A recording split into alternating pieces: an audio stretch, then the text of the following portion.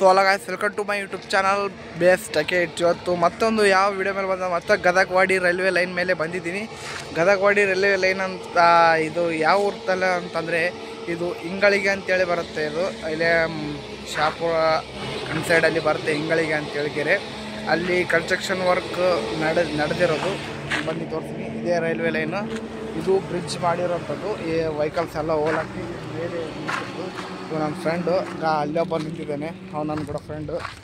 ಈ ಥರ ಇಲ್ಲಿ ಬ್ರಿಡ್ಜ್ ಎಲ್ಲ ಮಾಡಿದ್ದಾರೆ. ಸೊ ಅಲ್ಲ ಗಾಯ್ಸ್, ಈಗೇನು ಇದೆಲ್ಲ ನೋಡ್ತಾ ಇದ್ದೀರಲ್ವ ನೀವು, ಇದು ಇಟಕ ಸ್ಟೇಷನ್ ಅಂತ ಬಂದುಬಿಟ್ಟು ಇದು ಈಗ ಸ್ಟೇಷನ್ ವರ್ಕಿಂಗ್ ಕೂಡ ನಡೀತಾ ಇದೆ ಅಲ್ಲಿ.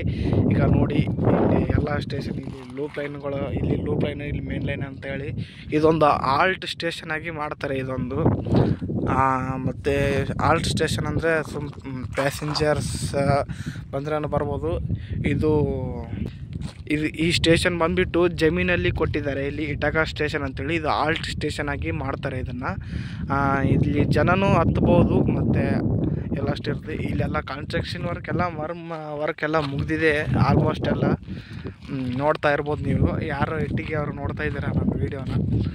ಇಲ್ಲಿ ಕಾಂಕ್ರೀಟ್ ವರ್ಕ್ ಮತ್ತು ಹಳೆ ವರ್ಕ್ ಮತ್ತು ಇದೆ ಇಲ್ಲಿ. ಆಲ್ಮೋಸ್ಟ್ ಎಲ್ಲ ಮುಗಿಸಿದ್ದಾರೆ ಇಲ್ಲಿ ಸ್ಟೇಷನ್ ವರ್ಕ್ ಆ್ಯಂಡ್ ಈ ವರ್ಕ್ ಇದೆ ಇಲ್ಲಿ.